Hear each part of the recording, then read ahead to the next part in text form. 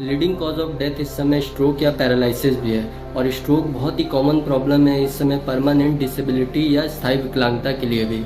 Brain stroke है क्या? Actually हमारा ब्रेन सिर्फ 2% हमारे बॉडी का मास होता है, लेकिन ये 20% यानी 10 गुना ज़्यादा ऑक्सीजन सप्लाई हमारे ब्लड से लेता है। ये ब्लड जब किसी कारण रुक जाता है या ऑक्सीजन सप्लाई रुक जाता है तो ब्रेन में डैमेज होता है, और अगर डैमेज ब्रेन के उस पार्ट में हुआ जहाँ स्पीच सेंटर है तो बोलना बंद हो जाएगा।